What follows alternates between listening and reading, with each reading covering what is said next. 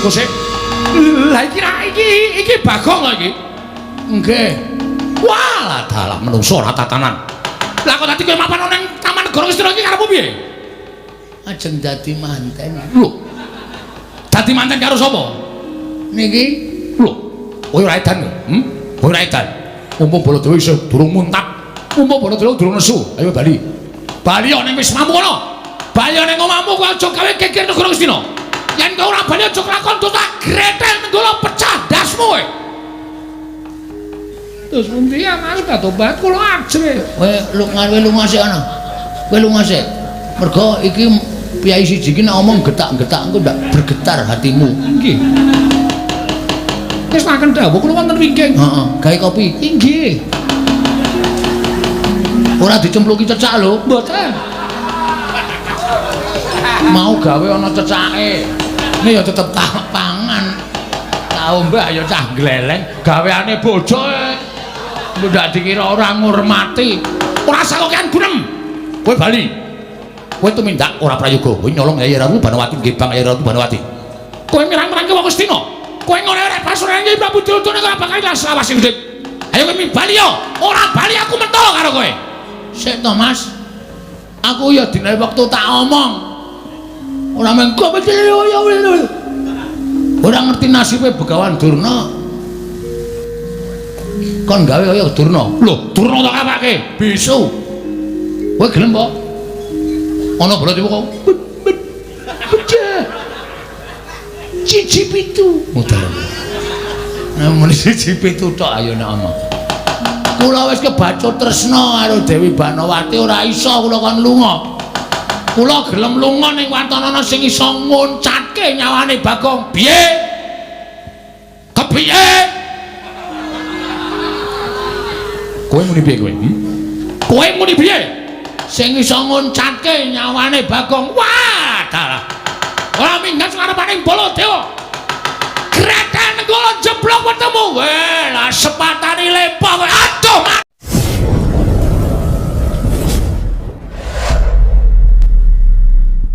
Durna, menapa paripaksa kula ngopyak lebeting Taman Sari Negari Ngastina menika.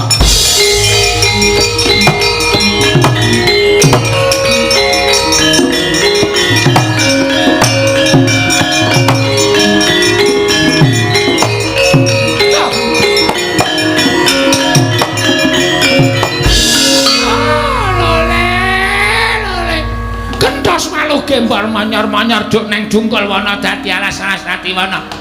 Dek mate Pripun? Mangsawang to. Tak kira nek bulus.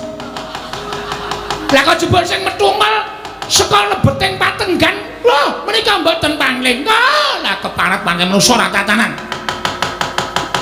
Gusti Ayu menika rak Bagong to? Tobat inggih menika Bagong.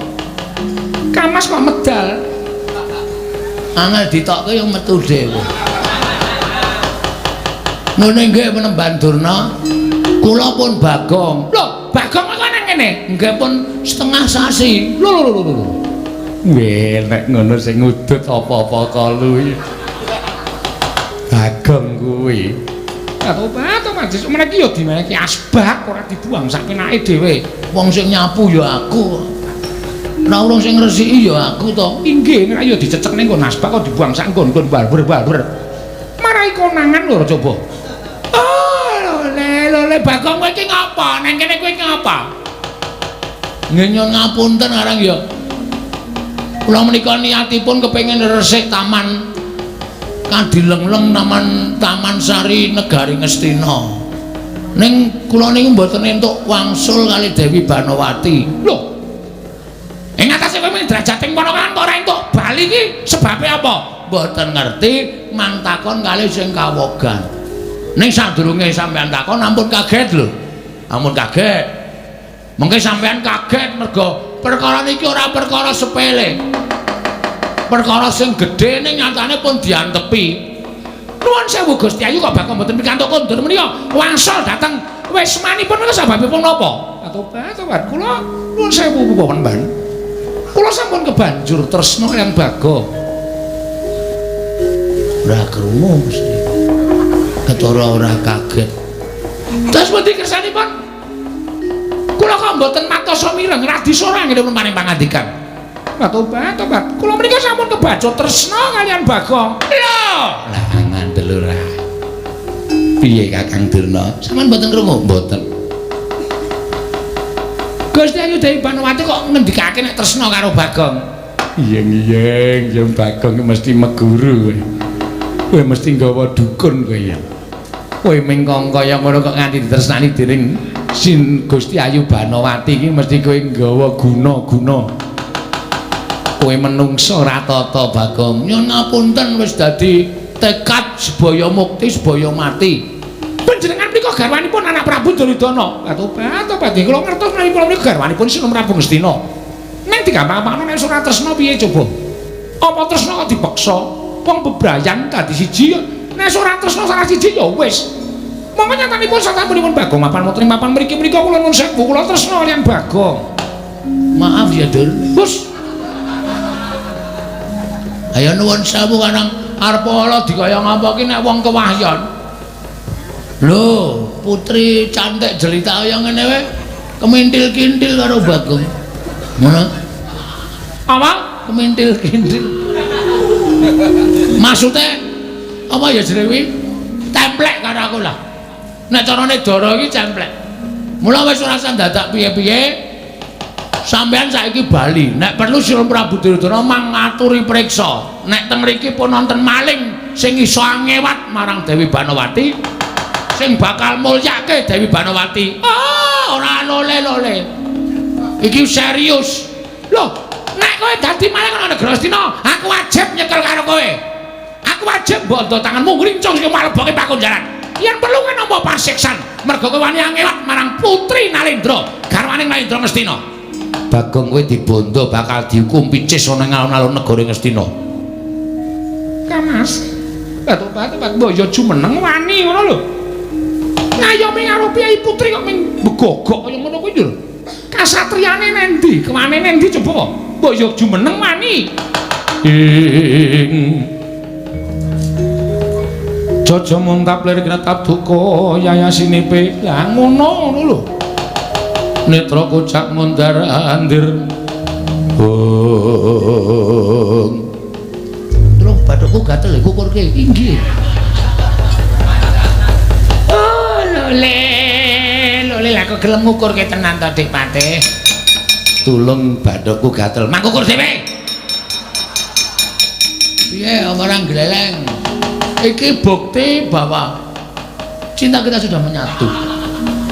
Katresnane awake dhewe wis dadi siji. Tresna sudah menjadi satu, tidak mungkin untuk dipisahkan lagi. Mula sampeyan rasa maksa kali aku nek nganti aku engko nesu, nganti aku engko muring krewekan dadi grojokan geguyon dadi tangisan. Lho, apa kowe ora wedi? Apa kowe ora miris? Yen aku nggawa para sata Kurawa. Mula kowe pasrah bongkokan karo aku Bagong. Tak bondo tambah krincung sikilmu. Endah-endah kowe ming wong mlarat. Kowe iki ming batur. Kowe gedibal 17 wong elek nyolok mripat. Kowe iki ming kere. Ibarate kaya cecak muntal cagak cebol kaya wulan muta ngitung lintang. Tangeh kelakone jebak wurunge. Sing dadi nyatane Dewi Banowati tresna karo aku. Mesti tok gawe. Mesti tok gunake daya kemanden. Ilmu guna kasantikan supaya Dewi Banowati katut karo kowe. Ora-orane Dewi Banowati tresna karo kowe lahir batin. Iki mergo saka pangguna-guna munggonmu bakal meret karo Dewi Banowati. Aku ora nrimake. Kowe mung wong kere karo nggaup karo prameswari ora bakal kelakon. Kowe mung wong gedibal karo ndaup karo prameswari ora kelakon. Wah, jan omongane nganti kaya kaset sembadani bisu kowe mandi ucape Bagong.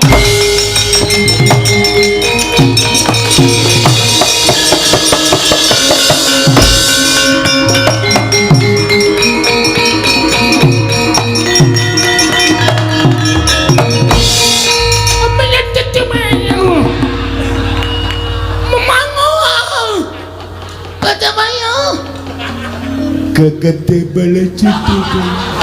Ih, gemes aku to, senenge ra jamak-jamak. Saya nek pas sare kae lho, Mbak Tobat ora Bagong nek sare ning ngorok iso werna-werna. Iso ana swara angin, swara ombak, swara roda. Lan sapi turute Batobat kan kaya mara kaya sekaten. Anggepe cangkemku alun-alun kok piye? Njero sapenake dhewe. Iki ora mung tekan semene. Iki mesti akeh sing do tekan kene aja kuwatir. Tenan, ning aja kuwatir, selagi aku isih ngadeg nang ngarepmu Dewi Banowati. Katresnane dhewe ora ana sing medhotke. Aja kuwatir. He, sapa sing ndro taman kekayaan?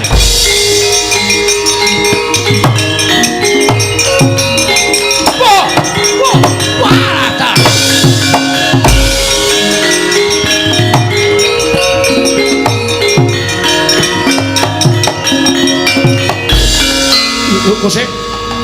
Lah iki Bagong lho iki. Nggih. Walah dalah menungso ora tatanan. Lah kok dadi kowe mapan nang Taman Negara Ngastina iki karepmu piye? Ajeng dadi manten. Lho. Dadi manten karo sapa? Niki lho. Kowe ora edan lho. Kowe ora edan. Mumpung Baladewa isih durung muntap. Mumpung Baladewa durung nesu. Ayo bali. Bali ning wis mampu kono. Bali ning omahmu kowe aja gawe geger Negara Ngastina. Yen kowe ora bali aja kelakon tak gretel nggolo pecah dasmu kowe. Terus pundi ya Mas Batobat kula ajre. Kowe lunga sik ana. Kowe lunga sik. Mergo iki piyai siji iki nek omong getak-getak engko ndak bergetar hatimu. Nggih. Wis makan dawuh kula wonten wingking. Heeh, gawe kopi. Nggih. Ora dicempluki cecak lho. Mboten. Mau gawe ana cecake. Ini ya tetep tak Pangan. Tau mbak ya cah gleleng gaweane bojo. Ndak dikira ora ngurmati. ora sakokean gunem. Kowe bali. Kowe tumindak ora prayoga. Kowe nyolong Yayi Ratu Banowati nggih Bang Yayi Ratu Banowati. Kowe mirang-mirangke wong Astina. Kowe ngene arek pasurunan Kyai Prabu Duryudana ora bakal ilang lawas urip. Ayo kowe bali yo. Ora bali aku mentol karo kowe. Sik to Mas. Aku ya dina wektu tak omong. Ora mengko ora ngerti nasibe Begawan Durna. Kon gawe kaya Durna. Lho, Durna tak apake? Bisu. Kowe gelem apa? Ana Baladewa kok. Pecah. Cici pitu. Modal. Namun cici pitu tok ayo nek omong. Kula wis kebacut tresna karo Dewi Banowati ora iso kula kon lunga. Kula gelem lunga ning watanana sing iso nguncatke nyawane Bagong. Piye? Kepiye? Kowe muni piye kowe? Kowe muni piye? Sing iso nguncatke nyawane Bagong. Wah, dalah. Ora minggat ngarepaning Baladewa. Greten kula jeblok bertemu. Weh, lah sepatane lepah kowe. Aduh, mati aku.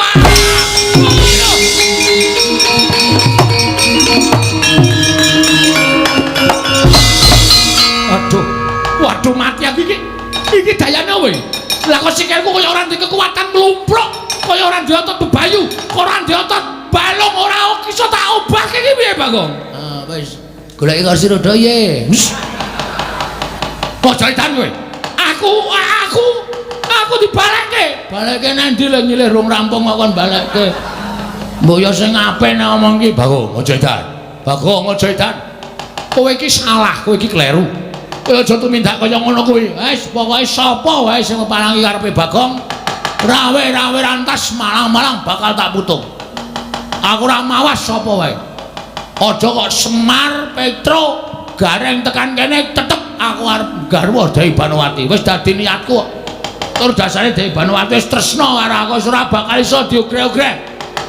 Sapa wae ora iso dadi palange Bagong. Aku balekno, balekke nang ndi? Wong kowe kene dhewe kok kon balekke. Lah kejaba nek aku nyilih ning Mandura. Kowe aja sembrono kowe. Omonganmu aja sembrono. Omonganmu aja marai mumet. Aku lempok kaya ngene iki kowe sing gawe. Pancen sing gawe aku. Terus karepmu piye? Ngono sik ya, aku tak genduren sik. Hei, ora lunga. Ora lunga. Lunga ora sak karep wong sikil-sikilku dhewe. Bagong ora edan. Bagong ora edan. Bagong kowe teko kono wae. Akene kok gila banget to kowe. Sing balekke aku sapa? Ah sing nyilih mau sapa? Oh, wis aku sing kon tanggo ya Bagong, please, Bagong. Bagong. Bagong piye? Aja lunga. Aja lunga aku balekke sithik aja lunga. Aku pulihke kaya wingi. Engko nek tak pulihke kowe ngantemi aku. Ora. Tenan. Sumpah. Sumpahe sineksen sing gawe urip. Kowe engko mateni karo aku nganggo nenggala. Ora wis aku ngaku kalah. Nek aku balekke mari kaya wingi iso mlaku. Tak balekke iso mlaku nek nganti kowe ngantemi aku, gedene kowe nampani pusaka karo aku aja takon dosa. Lempohmu ora mung sak sikil. Gulu medun. Waduh, mati aku Bagong cangkeme sing apik. Iki wis sampe bar tak cet. Aja sembrono omonganmu aja sembrono, ora sembrono iki tenanan. Nek nganti sampean ngapusi lehmu lempoh, tangan medun, pundak medun lempoh, sing tingil-tingil meng sirahe. Ayo piye, gelem ora? Aku wis seneng kok. Kowe ora seneng ya wis aku nek nganti-ngantemi kowe nganti nibani nenggala karo kowe aku manut. Kena apa-apa aku manut. Maria Baladewa. Wah, lancar. Wah, edan. Wah, kowe iki panjenengan apa kowe?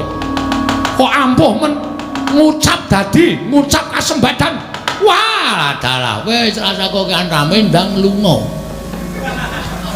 Aku arep bercinta. Bedian. Iki Yai Ratu Banowati Bagong. Ora urusan. Sayang karo aku kok. Terusno karo aku ora tak manfaatke. Rugi. Padake ora. Wah, edan tenan. Edan apa? Wis gak lunga. Ora lunga? Iya. Iya edan iki cangkeme elek tenan cah iki. Wah, nyemelangi kowe ora lunga kok dur diancam. Ayo pergi. Ayo guys, aku arep mandi. Aku harus siram aku harus siram kosokan terus kok Dewi Banowati tak kon nganduki aku. Senenge aja. Terus aku bobok terus didulang karo Dewi Banowati, didulang dahar. Bar didulang dahar terus arep ngopo? Sok tahu. Kepo. Wah, kepo barang ki apa? Ayo pulang. Ayo. Kana. Tangane iki lho ngecek banget karo aku. Yo, kaya aja pamer. Kowe aja nglereng kowe. Kowe tak kandhake Pandhawa kowe. Omong ora wedi aku.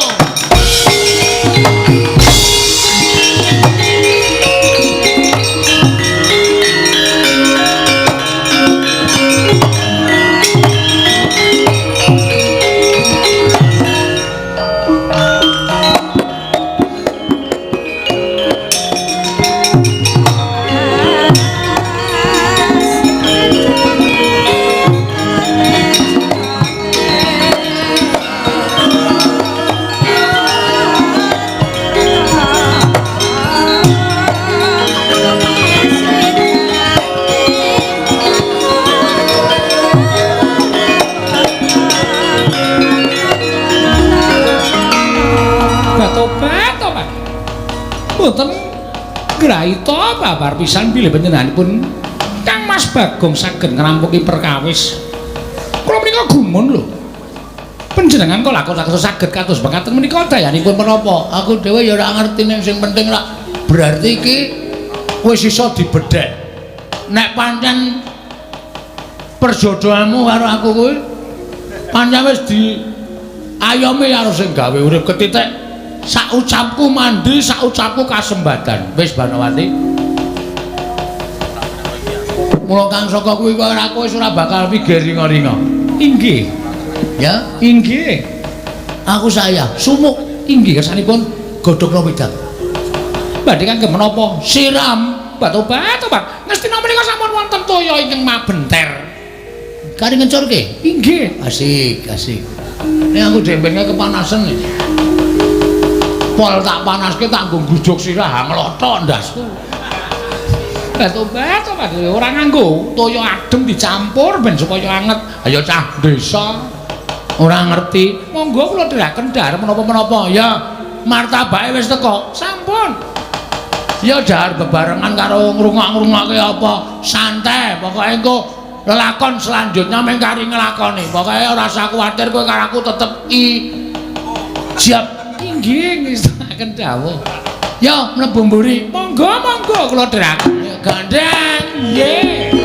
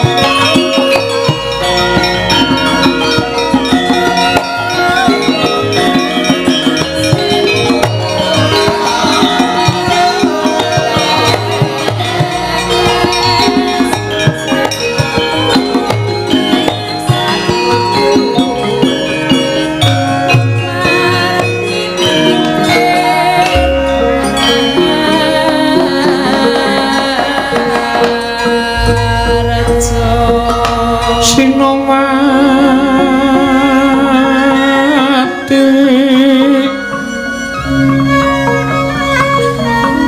sinong mati jagat kinari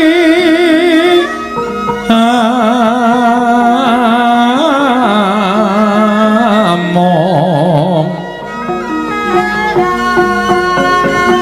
mbak lumembak ombak ing samudra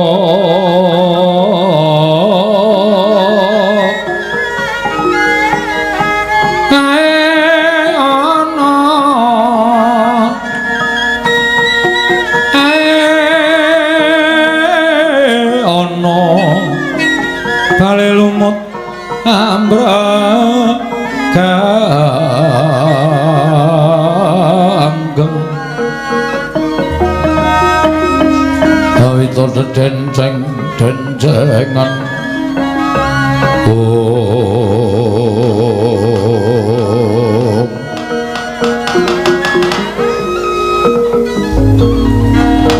Koko Prabu ngaturaken panuwun ingkang tanpa pepindhan dene paduka sampun kepareng tedhak wonten ing Praja Ngamarta. Yayi. Jernyatanipun sampun dados kewajibanipun ngraka ing Ndarawati. Mila tinimbalan sak wanci-wanci wontenipun namung sendika ndederek lan boten badhe madal dhateng dawuhipun kadang kula ing Ngamarta. Ngaturaken panuwun ingkang tanpa pepindhan Karaharjan rawuh paduka Kanjeng Koko Prabu inggih sampun boten kirang prayogi lan tansah pinanginganing kawidadan lampah kula. Kresna kakangku. Werkudara piye? Badararja sarawuhing Kresna kakangku. Ya Dimas slamet tekaku. Ora ana lan swiji apa Yayi? Basaku atura. Tak tampa Werkudara. Koko Prabu. Nadyan kula ngaturaken sembah pangabekti kula kunjuk. Yayi Arjuna tak tampa. Pangestunipun Kakang Tampanana kula pundhingga jimat paripe dayanana ing kasantosan. Koko Prabu sembah bekti kula kunjuk. Koko Prabu sembah bekti kula kunjuk. Iya kembar. Ndak tampa pangestunipun Kakang Tampanana kula pundhingga jimat paripe dayanana ing kasantosan. Niki kula pundhingga jimat paripe dayanana ing kasantosan Koko Prabu. Yayi. Sasampunipun ingkang Raka sowan tuwin para kadang sampun kepareng manembromo dhateng sowanipun ing Raka Indrawati. Kepareng kula badhe nyuwun dawuh. Wonten menapa dene Paduka Yai Prabu Amiji dhateng sowanipun ing Raka Indrawata. Menawi kepareng kawedhan ingkang kathah tumunten kababarna Yai Samyaji Koko Prabu estining manah krana sampun sawetawis lama kula mboten panggihan lan paduka Kanjeng Koko Prabu ana ing batos ingkang tan bangkit pinambeng. Daya-daya saged pepanggihan lan paduka Kanjeng Koko Prabu. Dene sasampunipun kepareng rawuh wonten Praja Ngamarta. Babar pisan kula badhe nyara widhekaken dhateng lampahan ingkang sampun kula lampahi. Lampahan menapa Yayi? Watara pinten dinten ingkang kepengker mboten kula etang. Krana tumrap ingkang rayi Ngamarta lelampahan menika estunipun badhe kula supekaken nanging nyatanipun malah tansah gumana musik wonten manahipun ingkang rayi anggen kula lampah pasumpenan mundhun ingkang kababar kawursita madyaning pasumpenan mboten ngembet dhateng kadang-kadang kula para Pandhawa miwah garwa putra namung katon inggih menika Panakawaning Ngamarta inggih menika pun Bagong Koko Prabu kados gumuya latah-latah sarta anite baita lelayaran wonten ing satengahing benawi dumadakan boten ngertosangkan paranipun teka wonten toya ingkang anyapu dhateng lampahing palwa wekasan Bagong kendhang kapracondhan kuntal kaprapal sedaya para kadang Kakang Semar Nalagaring menapa dene Petra malah sajaipun boten mailu dhateng kawontenanipun Bagong menika kala wau. Estunipun boten badhe kula manah nanging gandeng saya dangu Koko Prabu Mandura mlajar-mlajar kados lare alit minggah madyaning Datraya karya kagiat kadang-kadang paduka para Pandhawa wonten menapa Koko Prabu wonten menapa Baladewa kakang kowe ning apa? Koko Prabu Mandura wonten menapa? Yayi, sewu-sewu kalepatanipun Ngara Tadah Wadana. Ngantos suping tata krama kiranging Subasita anggen kula ngabiyantun rasa paduka Yayi Samyaji. Karana lampahan ingkang lampah wonten negari Ngastina. Negari Ngastina wonten lampahan menapa Koko Prabu? Kepareng ambabarana ingkang sejati dating ingkang rayi Ngamarta mugi dados ning kawuningan. Kados menapa kagiyating manah kula. Nalika semanten ingkang Raka tinimbalan sowan wonten negari Ngastina ngrembak perkawis penggalipun Nyai Prabu Duryudana ingkang sajaipun nembe boten tentrem. Kedadak sowanipun abdi taman negari Ngastina. Munjuk atur kersanipun Nyai Prabu Duryudana bilih wonten satunggiling priya ingkang wantun anggebang dhateng prameswari Ngastina inggih menika Nyai Ratu Banowati. Saranalika ingkang Raka tilik utawi niti priksa dhateng taman negari Ngastina. Kados menapa kagiyating manah kula sareng kula pinanggih kaliyan tiyang jaler ing mapan wonten ing taman mboten sanes kejawi namung abdi Ngamarta Bagong ingkang wantun anggebang Nyai Ratu Banowati.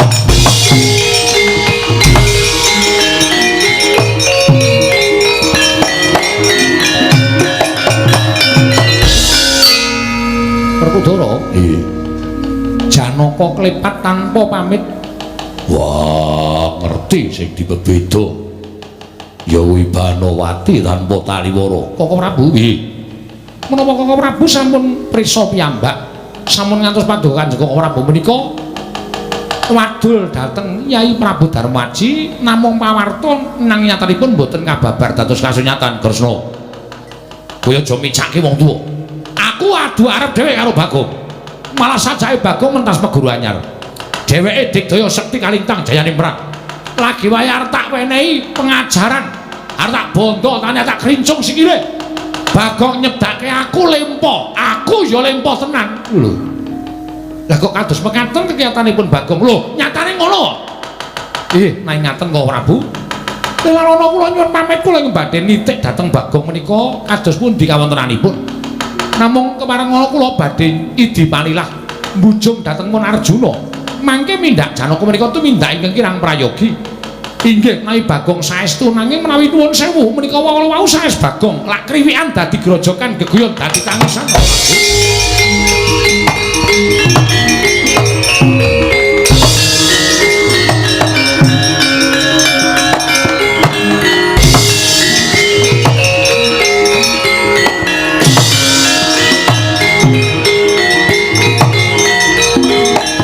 Ana sing apik takon ana sing becik. Apa Bagong tumindak kaya ngono nanging yen to ora ana cetha lamun Bagong lunga saka bale wismane mapan negara Ngastina. Ngastina jujuken ngestakaken dawuh ning luwih dhisik nitik ning Karang Kadempel. Koko Prabu matur nuwun. Paduka Kanjeng Koko Prabu sampun ngemutaken dhateng kula. Mangkat ora sakem rungsung. Ora nek kelangan Nyai Ratu Banowati ora wis ora sakem rungsung. Nggih ngestakaken dawuh. Nek ming didumuk rak ya lumrah kok. Ning sing ndumuk rak ya ming abdimu dhewe Bagong, dudu wong liya. Ora apa-apa. Nggih ngestakaken dawuh. Nanging Bagong menika cok sembrono. Cok. Tembung kok nganggo cok. Inggih. Kula nyuwun pamit kula tak titip priksa wonten Karang Kadempel. Titip priksanen dhisik ning aja kesusu ngestakaken dawuh Koko Prabu. Iya Arjuna.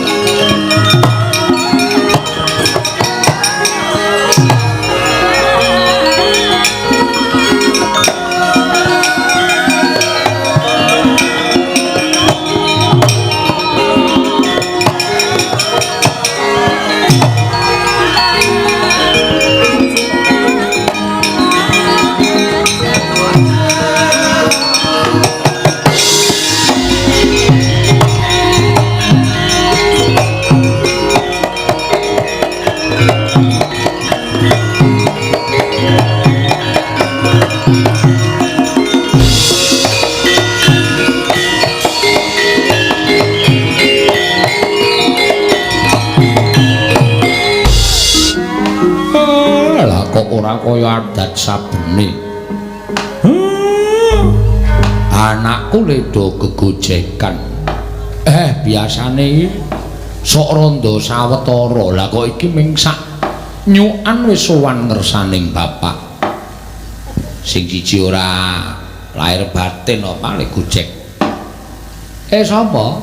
Anakmu sing ragil. Lho. Jare mau tak jak omong-omongan muni atine iki sedih nyawang apa kaya wis sepet ngono. Bagong. Eneng apa tole? Embuh, Pak. Rasane kok aku ki kaya ora iso seneng atiku ngono lho, Pak. Ya sebabe apa?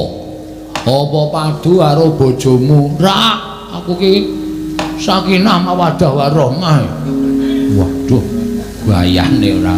Rukun aku karo mantumu. Apa duwe perkara tangga teparo? Ora, aku ki wong sregep. Lah ngopo kok sedih? Ambuh. Radong aku, Pak. Aku ki kok ngimpi. Ngimpi apa? Ngimpi ki untuku pidel, Pak. Untune copot. Jarene wong ngerti untune cepling ki arep kelangan. Jarene ana sing arep ora ana, mbuh kakangmu, mbuh sedulurmu, mbuh sapa sing ora ana. Mbok tolong Pak dijawabke dadi mati gareng wae. Sampluk mencrak. Sembrono. Wah, sembedeng. Tonyo sisan. Kene iki anake cilik-cilik padake ra. Rasa to gagas. Wis. Sing baku atimu seneng. Nek pancen kowe rasamu sedih, nyuwun ngersaning Gusti supaya atimu digawe seneng. Wis bola-bali, Pak. Mbok pirang-pirang dina iki kok aku ki ngewangi bojoku masak. Rekane ngrajang lombok ya keperang. Drijine kena lading. Rekane mlathoki kayu ya keneng jempolku. Wah, jan kok kaya wong kok kelara-lara ta aku. Rekane ngewangi anakku kembulan mangan ya entek. Wah. Awi jenenge ora kesonjo mboyo pancen kowe iki bladhok. Nggone anake barang dipangan. Embuh mer aku rasane kaya wis memeng ae lho. Mau aku dampiri gareng dijak gara-gara mau jane aku arep izin. Mbah, gara-gara kok izin ki ora entuk, kewajiban kok izin. Wis rasa to gagas tole wis. Nek ngono kowe rasah nendi-nendi. Nek upama iki aku sowan ning Ngamarta kowe neng omah wae nek atimu ora jemjem, atimu ora kepenak no. Bagong. Miat langen ning kalanggiwan. Aklar pandan moncar. Tinon ler kekonang surung sorot etan padang. Kasuran pacaring purnameng gekono dasari mongso katiga. Katrenjo praptaning Raden Arjuna karya kaget sangyaning para Pandhawa wae. Semare koden prayatna semuriris.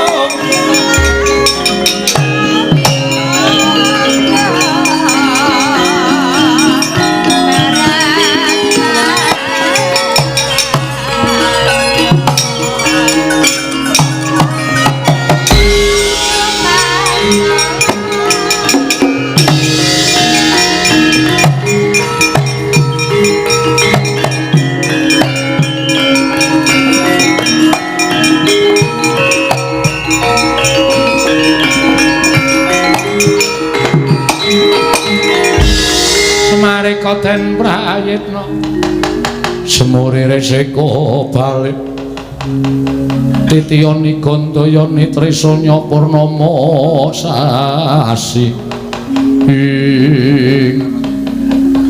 lek ngombange ora nganggo aturan Mir aku ndemong lho iki iya aja kuwatir Semar Watone lekop ora ngambah telu barang ngambah telu bingung kok bingung anggere salah titenono medun tak kampleng iwono men wah wis arep dapukan gleleng kowe kok totoh nyawa iki sing demung ndara kembar lho Tru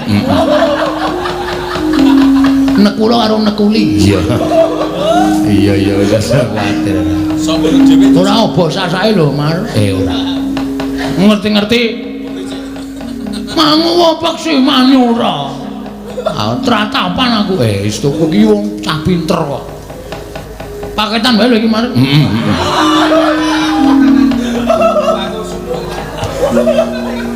Kakang Semar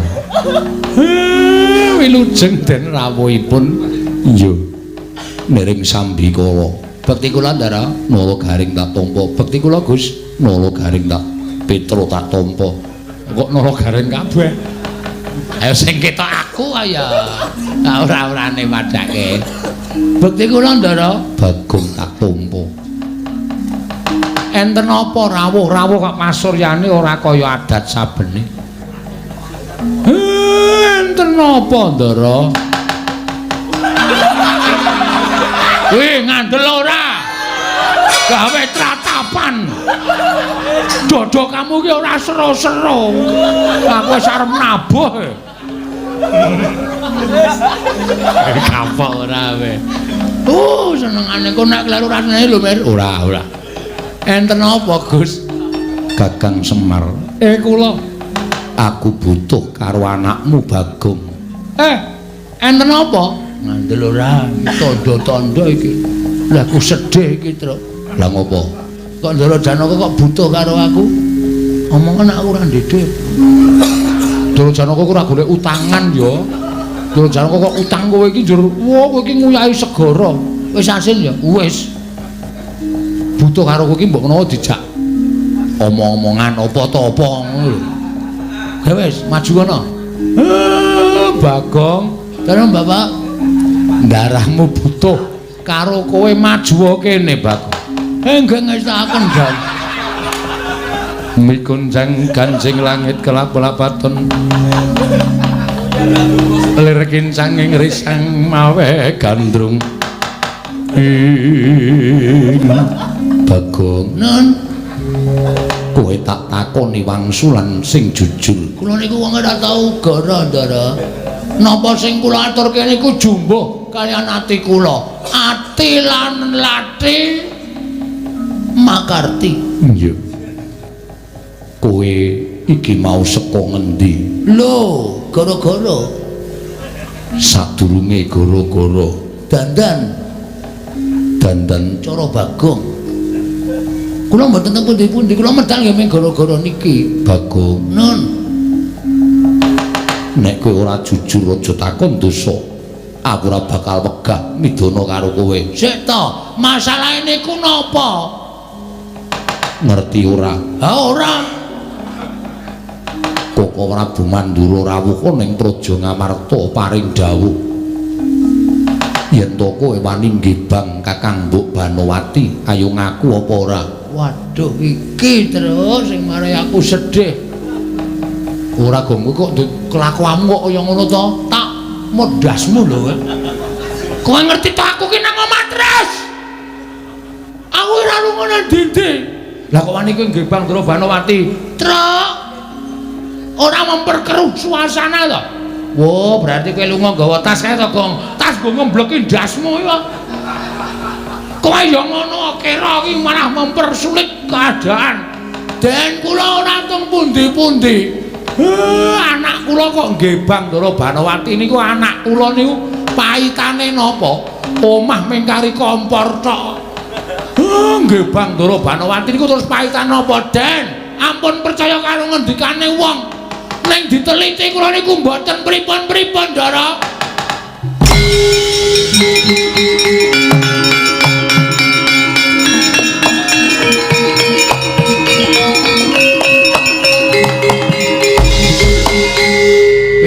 Kurang seru kok kowe. Oke. Ameng sing siji sing seru ki meng ngintil apa piye, Gong? Ora apal-apal ora. Sik terus sik aja bahas aku nabuh. Iya. Aku lagi dijak rembugan Ndara Janaka iki. Bagong, Nun. Mingkari ngaku apa ora?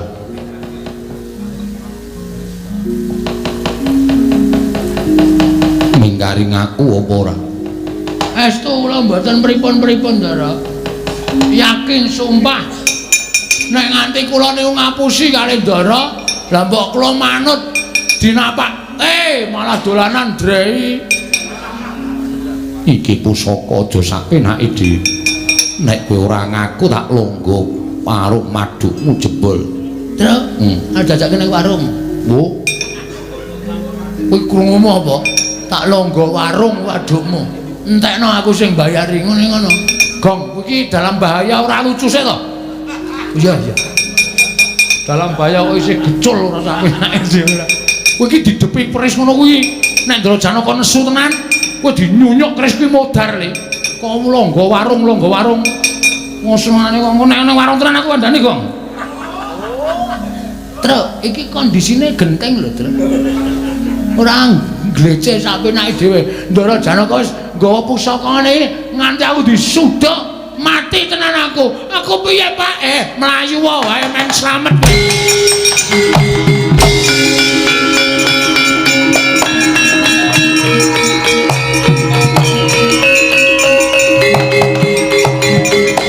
Ono kawan malah mlayu ora wani mangsulan karo Janaka. Cetha mbok singetake gedhoamu ing murang tata Bagong.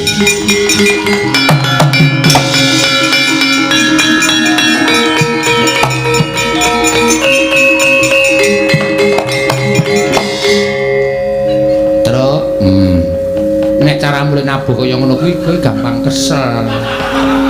Kleru. Penak wae. Engko nek diseseke dadang lagi keras. Ning iramane rasah tambah. Nek tak dadang nek ngono. Wah. Rambuté gondrong kok susuh emprit.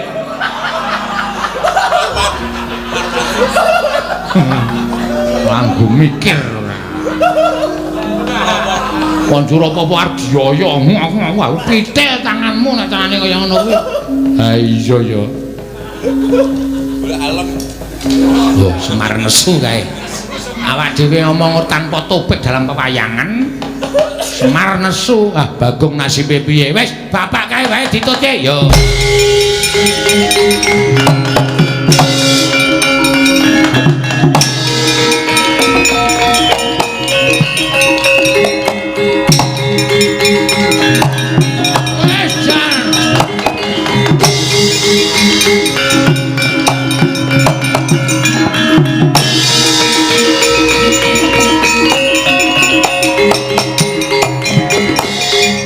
Ora wis iki numusilaku ngrajangi apa-apa kena lading ngampaki kayu kecocok sikilku.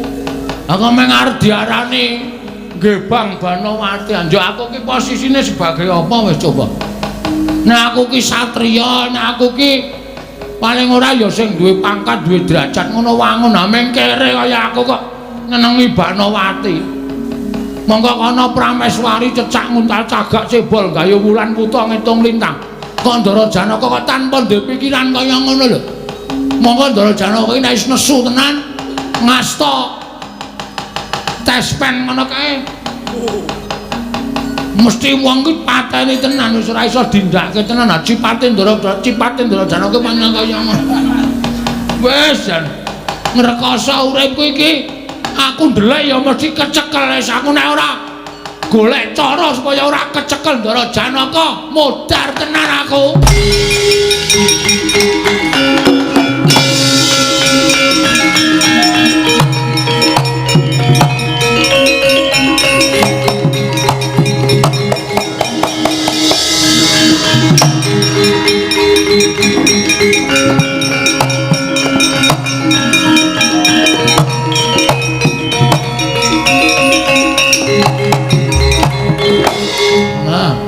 mumpung ana tulisannya apa iki? Telaga Njonge. Aku kok le mayu nganti tekan Semanu ta iki. Edan. Wah, wis cilaka tenan. Monggo lagi kimplak-kimplak kaya ngene. Wah, Jan. Coba Ndara Janawa Sengara gelem nyemplung telaga. Aku ak nyemplung telaga iki wae. Nengah rak Sengara dipateni karo Ndara Janaka sing penting urip. Dasare aku ya pelatih pon. Wage kliwon. Paing Jumatilawal, Jumatilake.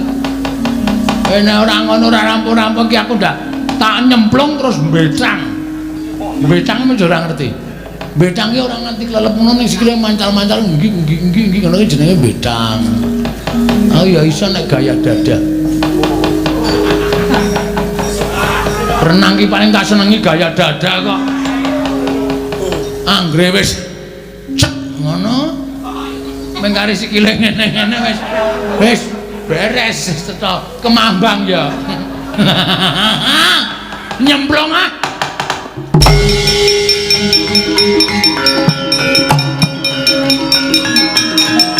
Woi.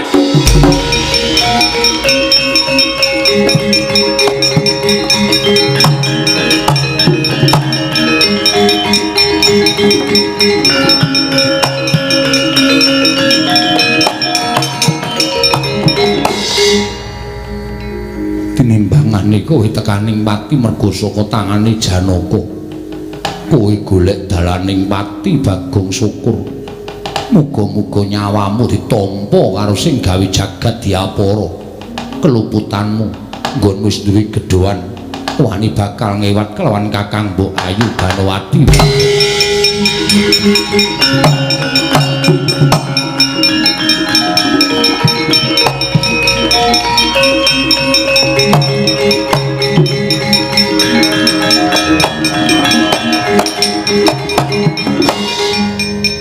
Ketoke nggonmu budal nalika Siadi nampa pengendikaning pun Kakang mau rasamu sareh, rasamu sabar.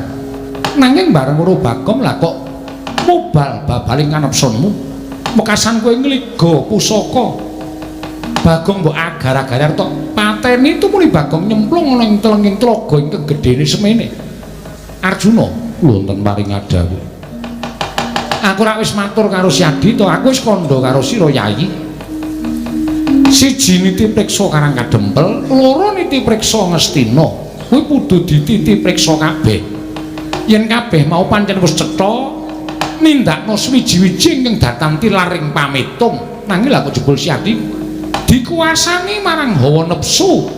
Wekasan ora nganggo petungan Bagong bakal mbok percaya. Kok Prabu sampun cetha Bagong wantun ngewat Kakang Mbok Ayu Banowati. Kok sik to? Ayo tak anti niti priksa Ngastina. Mekaten iya kula dherekaken Koko Prabu.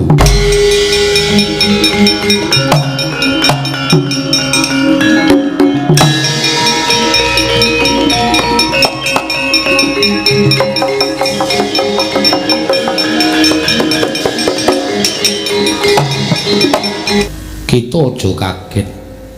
Sumurupa ulun iki dewa. Wes ngayawara. Dewa kok ula. Dewa ya menungsa, ngerti ya.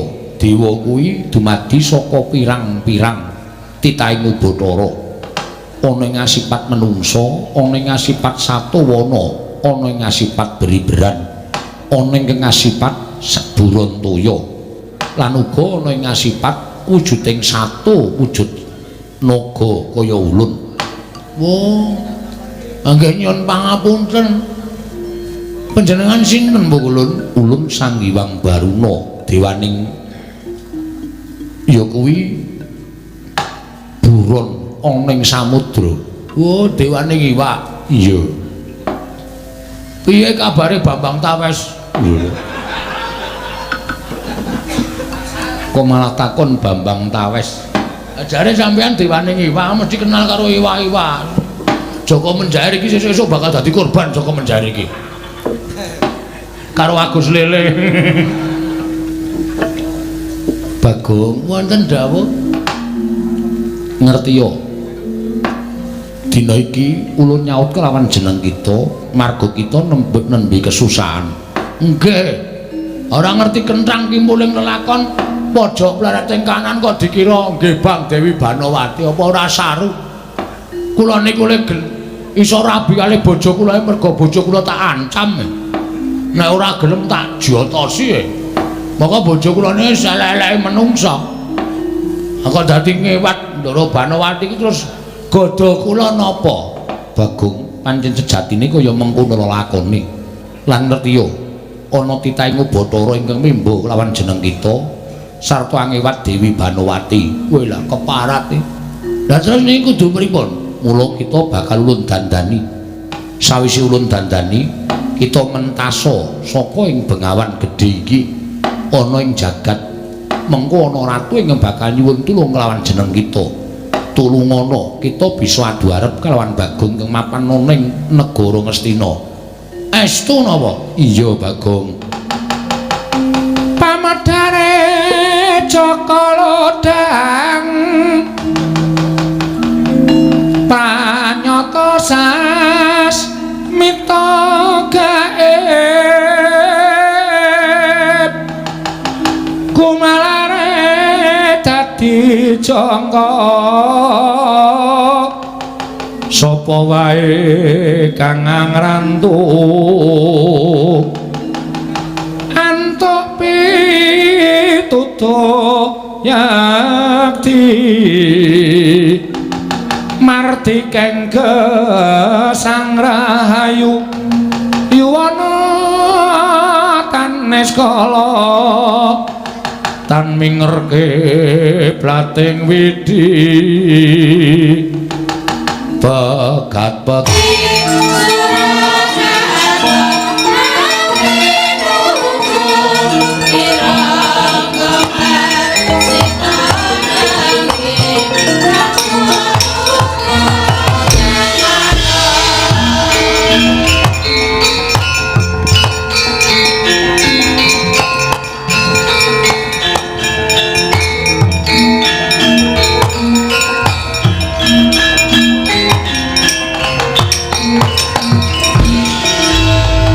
Kuncang kancing langit kelap-lapatem lir kincanging risang mawe gandrung Bagong kita wis wujud udu Bagong nanging kaya dene sawijining brahmana saka negara Sabrang. Kula Iya Bagong. wah bagus napa elek? Tetep elek. Wis ora ana wawane babar blas. Kita nganggo jeneng utawa peparab Begawan Godo Githik. Godo kire? Godo Githik. Oh Githik. Iya. Kita munggah ana ing jagat. Kita mapan ana ing dedaratan. Mengko yen ana ratu ingkang nyuwun tulung kelan jeneng kita, tulungana dadi sarana kita ketemu karo Bagong ingkang gawe kucem jeneng kita Bagong. Non ngestaken dawuh nyuwun pamit pukulun Sing ati-ati aja kaya bocah cilik Bagong.